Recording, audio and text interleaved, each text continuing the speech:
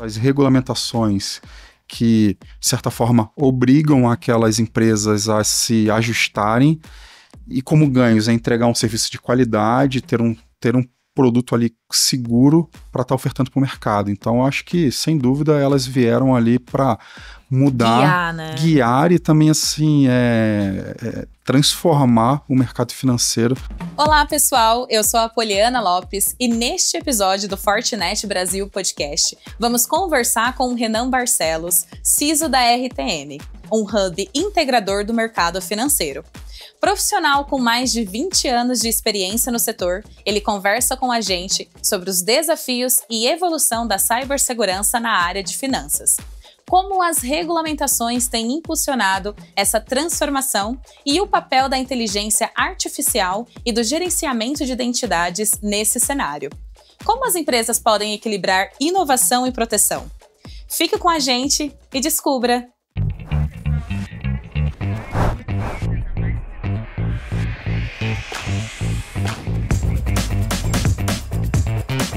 Renan, antes de mais nada, muito obrigada por você ter aceito o convite de participar do Fortinet Brasil Podcast. A gente teve o nosso alinhamento em que a gente conversou, né, sobre qual seria a pauta aqui da nossa conversa. E hoje a gente até já trocou aqui, né, algumas ideias a respeito do setor financeiro, sobre os grupos que você participa, tópicos que a gente vai trazer, né, aqui na nossa conversa. Então, muito obrigada. E antes de mais nada, eu queria que você se apresentasse, contasse um pouco sobre a sua trajetória. Na nossa conversa você falou, né, são 20 anos aí de carreira, 17 dentro, né, do setor financeiro. Então conta pra gente um pouco sobre a sua história e como que você viu também a evolução de cibersegurança no setor, né, porque você acompanhou de perto isso. Sim, primeiramente muito obrigado pelo convite, Poliana, Fortinet. É um prazer estar aqui com vocês hoje, tendo essa conversa, um bate-papo, né. Até porque a gente não tem muito tempo, se deixar a gente fica aqui conversando por horas. O nosso bate-papo antes aqui da gravação, acho que já dá um podcast completo, né? Mas para mim é uma honra estar aqui batendo esse papo com vocês. Falando de trajetória, bem como você disse, estou há bastante tempo aí trabalhando na área de tecnologia em geral, em segurança da informação aí há bastante tempo também. Comecei ali, diria que a gostar ou colocar a mão na tecnologia ali após uns 15 anos de idade, talvez. Na própria escola já tinha aquelas aulas de informática na época que chamavam, depois... Hoje acredito que ainda não tenha mais, mas antigamente você fazia o ensino médio, ainda fazia uma especialização. Sim, o ensino médio técnico, exato, né? Exato, eu fiz ainda processamento de dados depois, e você já aprendia ali alguns algoritmos iniciais de programação e tudo mais, mas ali já deu um gatilho que era algo que eu gostaria de fazer, né? E aí você já, em casa mesmo, a família já é chamada, meu computador já tá com problema, assim, assado, né? Óbvio, na época, nem todo mundo tinha computador, né? Sim. Meu primeiro computador foi um usado que meu pai me deu, e era, enfim, com bastante problema. Eu acho que esses problemas me ajudaram a aprender um pouco mais. E aí fui começando, né? Não fiz uma primeira graduação em tecnologia, na época... eu fiz uma graduação voltada à energia, petróleo, energia em geral, concluí, trabalhei numa empresa, só que a tecnologia me puxou de volta, porque nessa empresa eu ainda continuava dando pitaco ainda nas questões tecnológicas, e aí eu fui convidado para a área de TI, e aí depois sim eu ingressei numa outra graduação de tecnologia em si, para depois me especializar em redes. Tá? E foi aí que eu olhei mais para a segurança da informação, comecei a me especializar em segurança da informação com diversos cursos e também já trabalhava no setor financeiro, antes da RTM eu passei pela Ambima por alguns anos e na RTM em si aí que eu entrei assim de cabeça na parte de segurança, com projetos, óbvio, tive que me especializar em várias questões, mas muito voltada para a parte de telecom, onde eu comecei, né? Para depois chegar na parte mais de aplicações, nuvem, que veio o surgimento depois e tudo mais. Ou seja, você já tinha ali uma história com tecnologia, mesmo com a formação, você falou, né? Começou com energia, mas tinha um flerte ali, existia, né? Uma proximidade com tecnologia e depois acabou entrando de vez nesse mercado. Eu sempre digo que a tecnologia me puxou de volta, assim. Sim.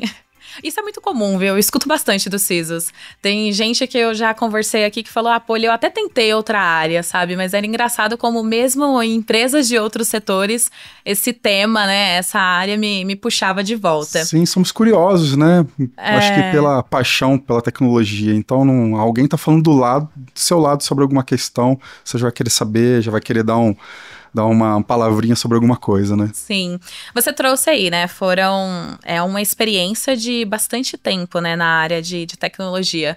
Como que você viu aí essa evolução da cibersegurança ao longo desses anos?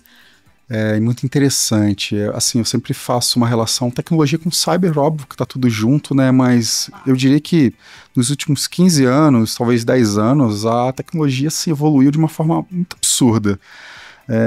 Acho que fazendo uma analogia lá atrás do surgimento do CD mesmo, que a gente utilizava para outras tecnologias passadas, foi um gap muito grande. Mas a partir dali, com o surgimento da internet, esse espaço ali entre o desenvolvimento de novas tecnologias foi muito curto, né? Então, acho que para mim é muito bom estar fazendo parte disso. Por apaixonado por tecnologia, por segurança, a gente em tão pouco tempo vê. Antigamente eu fazia assim, agora eu faço assado. Nem me lembro como eu fazia antes isso, não é possível que isso funcionava. Então, esse eu vejo que é o avanço que está cada vez mais acelerado, né? E falando de cyber, o avanço também é grande, principalmente pelas questões das ameaças, né? Sim. Com o aumento das tecnologias, também tende a ter novas ameaças, que é uma corrida que a gente, como CISO, está sempre tendo que estar acompanhando, né? Sim.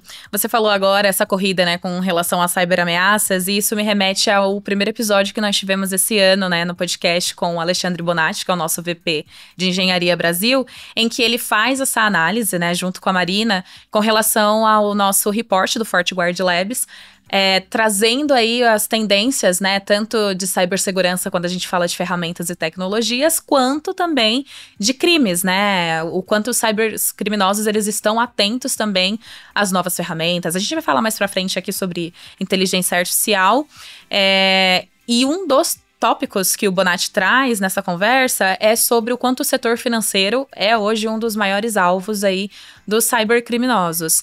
Então eu queria ouvir do seu lado como que você enxerga, né, quais são aí os principais desafios quando a gente fala de segurança da informação nesse setor, e como também que vocês trabalham a questão do gerenciamento de identidades, por exemplo, que é um tema crítico. A gente até falou aqui mais cedo, né, sobre a questão da criptografia. Então, eu queria que você comentasse um pouco disso também. E como que a RTM ela vem evoluindo na questão de maturidade, especialmente quando a gente fala de firewalls, APIs e outras camadas de segurança que está relacionada a esses desafios ligados ao setor também. Sim. É um desafio constante, né? E a gente precisa estar junto aos fabricantes de tecnologia para estar entendendo como que a gente faz para ter mais visibilidade, ter mais controle, que é 24 horas, a gente nunca sabe quando e como vai acontecer. Então, as ameaças agora cada vez mais avançadas, e aí a gente vai chegar no tópico de IA também, estão utilizando essa tecnologia para tirar proveito de tudo isso, né? E assim, acho que ultimamente, na minha visão, o que tem assim, tirado um pouco o sono dos profissionais de segurança, das empresas com relação aos ataques, vai muito da questão de ataques com relação a ransom. A gente vê aí diariamente empresas muito grandes e muito preparadas para isso também, mas ainda assim sofrem como isso. Acho que é difícil dizer, eu não vou ter esse problema. Eu acho que hoje as empresas se preparam sempre para ter esse problema e responder isso de uma forma mais rápida possível, para que a sua operação tenha um menor impacto possível, mas dizer que eu estou 100% seguro, isso não vai ter, é uma palavra que uma frase que não existe, né? E aí também, como você comentou, seguido ali das questões de identidade, né? Acho que estudos recentes mostram que a maioria das violações de segurança, dos ataques bem-sucedidos, eles estão utilizando ali muito da questão de identidade e acesso. Isso vai para a ponta do usuário, do colaborador daquela companhia, ou também, que acho que está inserido nesse bolo, a cadeia de suprimentos também daquela empresa. Então, eu sou da empresa X, que é muito segura, tá bastante madura nesse sentido. Aí um atacante, ele olha, aqui eu não vou conseguir, Mas tem os terceiros. Quem são os terceiros que Sim. fornecem algum tipo de serviço para ela? Vão ali, atacam ali, entendem como funciona todo aquele mecanismo, né? E a partir dali é a superfície de ataque que ele precisa para poder alcançar o outro ponto, né? Então, tá tudo ligado, né? Sim. Uma coisa tá sempre ligada à outra. E aí essa evolução também, que acho que tá... desde o ano passado, né? Participei de alguns eventos e tá lá, acho que numa subida ainda, não atingimos ainda o limite, mas sobre a questão da identidade, está sempre melhorando esse processo de gestão de identidade, gestão de acesso, monitorando tudo, fazendo gerenciamento, um bom gerenciamento dos seus terceiros.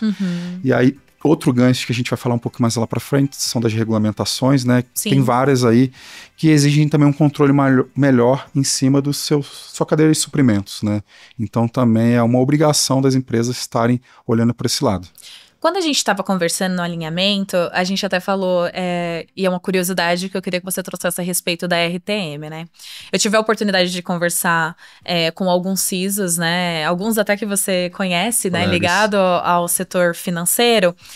E uma das coisas que eu escutei, por exemplo, do Paulo Conduta mesmo, né? No nosso episódio foi, pô, e escutei isso também de CISOs de varejo, porque faz muito sentido. A gente falou aqui sobre terceiros, e tem uma outra camada também que são os clientes finais, muitas vezes, né? Que é a pessoa física que tá ali, que muitas vezes não tem acesso à informação, não sabe.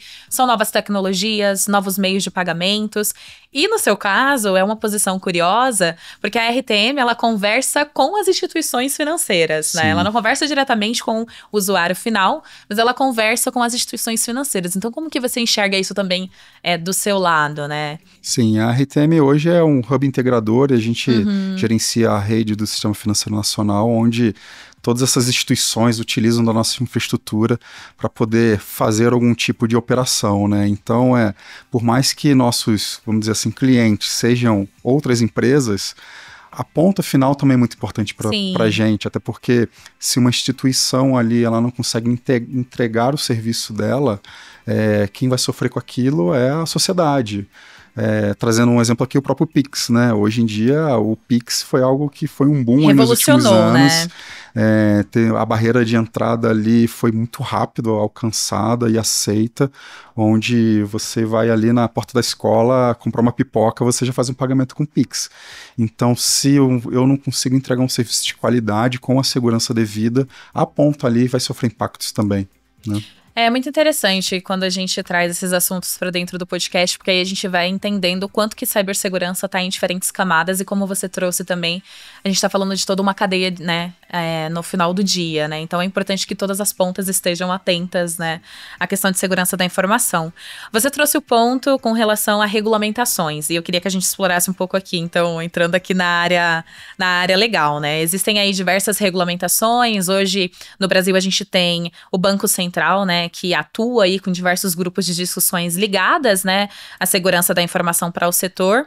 A gente tem, por exemplo, a resolução 4893, eu até trouxe uma cola aqui, gente, 4893 para instituições financeiras e a 3909 para fintechs. E aí a gente percebe que isso tem sido um grande impulsionador da cibersegurança, né? Como que você avalia hoje o impacto dessas normas e qual que é a importância dessas certificações? A gente fala, por exemplo, o PCI. Aqui no podcast eu já escutei muitas vezes e ando estudando isso, né, na pós, que é a ISO 27001, né, o quanto que ela é importante, entre outras empresas de meios de pagamentos. Então, eu queria que você explicasse como que funciona, né, essas regulamentações para quem não é do setor financeiro e qual que é a importância delas também no dia a dia. Sim. Primeiro sobre as regulações que surgiram aí, principalmente do mercado financeiro, principalmente Banco Central, né? Surgiram ali a 4893, na verdade, ela começou como 4658 lá em 2017, se eu não me engano. E assim, foi uma das primeiras, assim, muito focadas em segurança, sobre utilização de infraestrutura em nuvem também. Então, ela ajudou muito as instituições a ganhar um pouco de maturidade nesses processos, né? Como a gente até bateu um papo aqui, quando a gente fala de instituição financeira, banco ou qualquer outro tipo, a gente está sempre pensando nas grandes, né? Sim. Mas assim, hoje no Brasil tem milhares de instituições e também médias e menores. na época nem todas ainda tinham uma maturidade de segurança, uma governança em segurança de acordo. Então essas regulamentações que, de certa forma, obrigam aquelas empresas a se ajustarem e como ganhos é entregar um serviço de qualidade, ter um produto ali seguro para estar ofertando para o mercado. Então, eu acho que, sem dúvida, elas vieram ali para mudar, guiar e também, assim, transformar o mercado financeiro para preparar para novas tecnologias que surgiram também, né? Foi algo que não foi uma imposição de cara, elas vieram com alguns prazos para as instituições se adequarem, né? E falando de Banco Central, eles sempre tiveram muita abertura para todas elas a tirarem dúvidas, e até mesmo com o surgimento desses grupos de trabalho, eu sou membro de alguns, desde lá do início a gente sempre discutiu isso, para algumas empresas é muito fácil fazer isso, mas a gente tem que pensar nas outras também, então como que a gente pode transformar isso para que elas alcancem essa maturidade de alguma forma. E isso aconteceu de forma bastante rápida até, continua, até porque esses grupos de trabalho estão sempre rediscutindo o tempo todo nesses encontros, como a gente faz essa melhoria contínua e como a gente falou, vão surgindo a todo tempo novas questões, novos ataques mais específicos, tecnologias, então a gente está sempre tendo que se readequar, né? A gente não construiu e ficou ali, a gente está olhando sempre o tempo todo, pensando numa melhoria contínua. Teve no ano passado, né, a gente conversou com o Federico Tostes, que é o nosso Country Manager, e ele falou sobre a importância da comunidade de cibersegurança, né? E aí você falando agora dos grupos de trabalho, que foi uma coisa que eu escutei de outros CISOs aqui também, demonstra essa força, né? Você falou, muitas coisas surgiram de forma muito rápida, né? Quando a gente olha para a tecnologia, e eu não vou nem citar a pandemia aqui, que foi, né, um grande impulsionador para novas tecnologias e ferramentas, mas ao longo dos últimos 20 anos, né, muitas coisas surgiram, e eu imagino que muitas delas com base em discussões como essa, né? De pessoas que estavam o tempo todo também olhando para isso. E a gente sabe que isso não é também uma atividade só do nosso lado, né? A gente vai falar, quando a gente for falar de inteligência artificial, mas é algo que do outro lado, os hackers, né? As pessoas... as instituições, enfim, as pessoas que têm esse olhar mais malicioso, né, quando a gente fala em cybercrime, eles também têm os seus grupos de discussões, então é importante que a gente também esteja, né, o tempo todo colocando isso na pauta, né? Sim, esse ponto é muito interessante, até pegando esse gancho de pandemia, né, a pandemia foi um boom de tecnologia, mas também um boom de ataques cibernéticos pesadíssimos, empresas, diversas delas sofreram com elas, pararam suas operações por alguns momentos, muito por conta da pandemia, óbvio que talvez a empresa não estivesse preparada, para dar continuidade na operação precisou expor um pouco do seu ambiente, ou totalmente o seu ambiente para continuar o seu negócio, mas aí que muitos grupos se aproveitaram também para executar os seus ataques, muitos bem-sucedidos, que geraram muitos prejuízos, né? Eu acho que a gente já passou por esse ciclo. Sim.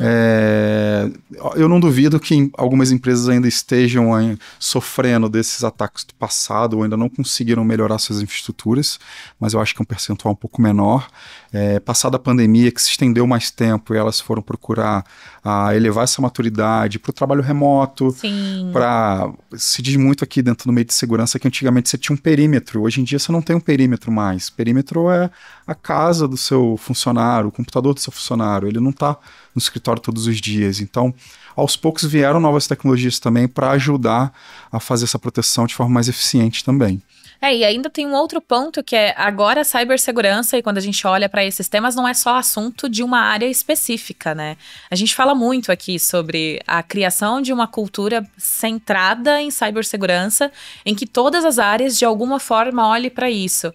E aí, não necessariamente todos os times precisam entender tecnicamente, a gente falou sobre isso, né? Tô eu como curiosa, tentando entender mais sobre esse mundo de cibersegurança, mas pelo menos ter um representante ou alguém que olhe para isso nos diferentes setores, porque agora a gente está falando de um interesse do negócio, né? Sim. Como você falou, né? Pelo impacto que gera, né? Esse ponto É porque, assim, com a quantidade de ataques, com a evolução tecnológica também, a gente vê o assunto sobre incidente cibernético nos jornais, eletrônicos hoje, mas Sim. nos jornais. Já com acesso às pessoas, a pessoa física mesmo. Ataque cibernético acontece há milhares de anos. Estamos aqui trabalhando nisso há muitos anos. Só se mudaram as formas, Exato, né? mudaram as formas, mas cada vez mais atingem a pessoa física, com fraudes e etc. Então, acho que com essa questão de popularização, talvez, dessa informação, nos ajuda também a trabalhar mais nesse tema dentro do mundo corporativo, né? Sim. Então, como você disse, acho que independente se você está numa área técnica ou não, ou ali dando somente suporte ao negócio, você tem que ter um olhar de segurança, a responsabilidade de todos os colaboradores olharem por segurança também. E isso também, trazendo um outro ponto aí, tem ajudado os CISOs a ter ali uma comunicação mais aberta com os CEOs, com o presidente, ao board das empresas, né, a darem um pouco mais de espaço para estar trabalhando nas questões de segurança que apoiam o negócio. Hoje o CISO ele não pode só pensar ali na caixinha dele, né? As coisas precisam acontecer, a empresa precisa vender, ela precisa faturar, então a gente não pode só criar dificuldades, bloqueios, é um tratamento em conjunto que a segurança é um apoio ao negócio, não mais aquela área que vai ficar ali no cantinho. Sim, do suporte. Exatamente. Eu queria que a gente voltasse aqui com relação à inteligência artificial, né? A gente até estava conversando agora há pouco, porque existe uma dualidade, né? Você tem a inteligência artificial sendo usada, como por exemplo aqui na Fortinet, a gente utiliza em diversas ferramentas hoje, soluções, né, para apoiar aí os nossos clientes, mas também existem aqueles que usam do outro lado para crimes mesmo, né? Crimes cibernéticos. E aí eu queria ouvir um pouco da sua visão com relação a isso e como que a RTM e o setor financeiro, né, de forma geral, vem lidando com essa dualidade justamente. Como que você vê o futuro da inteligência artificial na cibersegurança? Sim, o que acontece? Existem os dois pontos. A inteligência artificial veio, acho que, para mudar a vida das pessoas. Hoje, trazendo para a forma mais simples da utilização de inteligência artificial que se popularizou, foi a parte ali dos GPTs, os portais, onde as pessoas fazem consulta. E isso foi muito interessante, que as pessoas começaram a utilizar e saber um pouquinho mais como funciona por trás. Mas a inteligência artificial, ela é um conceito muito maior do que esse, que também está sendo utilizado para aplicar ataques cibernéticos, fraudes, crimes, etc. Um exemplo aqui, um dos ataques que é muito utilizado até hoje é o de phishing. É um desafio de 10 anos atrás e continua sendo hoje. Só que tinha um ponto que lá atrás os phishings, eles sempre tinham uma falha ali. Tinha uma redação escrita de uma forma errada, tinha uma relação totalmente... Era mais fácil de identificar. Era mais fácil de identificar, talvez, até com uma plataforma, aos olhos de quem está olhando também, né? Hoje em dia, da mesma forma que uma pessoa utiliza um chat de IA para poder fazer uma revisão de um texto, existem também os phishings sendo criados aí através de IA, que são, ou podem ser totalmente direcionados, com uma redação perfeita, utilizando ali de correlação de informações daquelas empresas. Então isso, de certa forma, facilita o sucesso daquele phishing, né? E pro lado ruim, as pessoas tendem a cair mais nele, né? Só que aí agora falando o outro lado, né? Hoje a parte de conscientização precisa ser muito forte em qualquer empresa, e também as plataformas, as empresas de segurança hoje já estão há algum tempo trabalhando com inteligência artificial inserida nas suas aplicações, principalmente para monitoramento de eventos, para correlação de eventos, para te dar ali, tá baseado talvez em tendências, para você se antecipar a um incidente, né? Ou até mesmo, eu tive um incidente, mas que você consiga identificar de forma mais rápida, porque o desafio aí é o como e o quanto você consegue responder, né? Então, de forma mais rápida, responder aquele incidente, você já sabendo qual foi a causa raiz. Então, a inteligência artificial vem, além da parte negativa da coisa, e eu acho que a gente ainda está no começo dela, né? De descoberta em termos de usabilidade, então tem de ajudar muito ali as empresas, aos CISOs, a se fortalecerem ali na questão da segurança. Você trouxe essa questão agora da conscientização, né? E esse é um tema que eu sempre gosto muito de de falar, porque eu acho que isso vai além até do mundo corporativo. Quando a gente fala em conscientização e até relacionado ao universo financeiro, a gente vê hoje, por exemplo, grandes bancos trabalhando as suas propagandas, os seus comerciais na TV aberta para conscientizar os seus clientes de como eles identificam um possível golpe, né, uma possível fraude. Então a gente começa a perceber o quanto é um tema sério, né, o quanto as empresas elas precisam cada vez mais olhar para isso. É claro que nós, como fabricante, né, falando como Fortinet, a gente tem um papel ali de responsabilidade de levar isso cada vez mais, né, através de certificações, de cursos, de atividades, né, ligadas a isso. Sim. Mas a gente percebe que que no final é papel de todos também, porque aí você tem também uma instituição financeira olhando para isso, ensinando, né, o seu cliente final a como se precaver, né, para não passar por esse tipo de situações. Então, é interessante ver, né, essa evolução e essa mudança também, né, ao longo dos anos aí, né. E a utilização, como você trouxe, né, da inteligência artificial também como ferramentas para isso, né, no dia a dia. Sim, como eu disse, hoje os incidentes cibernéticos estão nas capas de jornais, né? Sim. E da certa forma que ela afeta uma empresa, nós somos os usuários daquela empresa. Sim. Nós andamos pela rua e está tudo conectado. Então, as pessoas já vivem ali a tecnologia no dia a dia delas. Hoje você vai pegar o metrô, você precisa usar seu aplicativo. Uhum. Então, se você não tem uma senha forte ali, você não tem ali uma forma de lidar com aquilo, você pode sofrer uma fraude no seu celular ali e ter um furto ali dos seus bilhetes, né? Então, acho que cada vez mais a gente precisa inserir esse tema na sociedade, né? Eu defendo muito, inclusive nas escolas, porque as crianças hoje aí, fugindo um pouco do tema ali, mas tem tido muitas fraudes, não só fraudes, mas questões que envolvem crianças ali com plataformas, pessoas fazendo por outras, muita engenharia social envolvida. Sim. Né? Aí já vamos para um caminho de extorsão também, enfim. Então é algo que eu como pai, as escolas, o papel dela também precisam inserir esse tema, porque isso não vai voltar atrás, a tecnologia vai evolução muito rápida e também vão vir os problemas que ela envolve, né? É um trabalho contínuo mesmo, né, Renan? Não tem como, né? A gente... Exato. É o que eu sempre converso aqui, os CISOs falam. Não é uma vida sem emoções. Exatamente. Todo dia tem uma emoção diferente, tem algo novo. Exatamente. E faz parte, né, do nosso papel. Eu sei que a gente já falou um pouquinho sobre futuro, porque quando fala de inteligência artificial, a gente fala, né, sobre futuro. Mas eu queria que a gente finalizasse aqui a nossa conversa falando sobre as principais tendências que você enxerga quando a gente olha para o setor financeiro.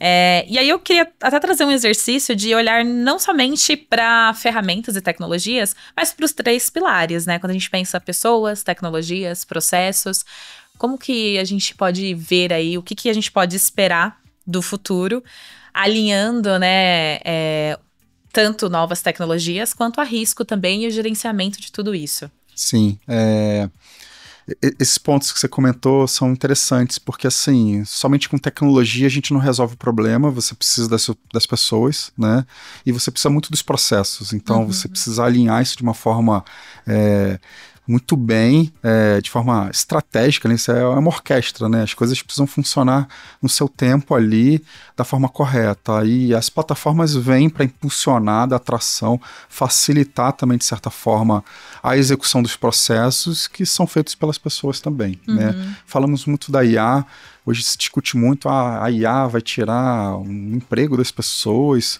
Eu não acredito muito nisso, porque no fim, pelo menos até agora e daqui a uns anos, a gente ainda vai precisar de um olhar de uma pessoa ali para poder direcionar o papel da IA ali. Eu acho que a IA vem muito para automatizar esses processos e elas vão ganhando maturidade, assertividade a cada tempo, mas eu acho que ainda assim precisa de uma mente humana ali ainda para poder estar fazendo aquela operação. Eu acho que o desafio é utilizar tudo isso que a gente tem, olhando aí os ataques, as tendências e tudo mais, para poder fortalecer as empresas, né? E assim, outro ponto que eu acho que tem melhorado com relação a alguns anos atrás, que a gente comentou sobre as comunidades, né? Hoje em dia, antigamente as pessoas, as empresas, colocando assim, eram muito fechadas à questão de incidentes, né? Eu tive um incidente, não vou falar para ninguém, não vou compartilhar meus dados sobre eles. Eu acho que isso tem melhorado. Tem mesmo. Como eu falei, eu participo de alguns grupos e alguns grupos também mais informais, assim, as pessoas têm se ajudado bastante. Quando um colega tem algum incidente lá, as pessoas, sem nenhuma intenção por trás, colaboram, ajudam e compartilham informações, porque compartilhando essas informações, os demais conseguem pegar aquilo ali, prever alguma coisa, ou até mesmo aprimorar alguma plataforma, desenvolver novas tecnologias que vai ajudar todos os segmentos, né, toda aquela comunidade.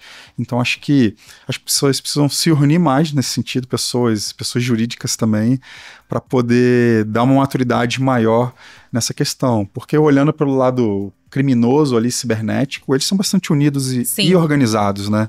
Então, talvez eles estejam a alguns passos à nossa frente, então a gente tem que equilibrar esse jogo, também dar uns passos à frente também.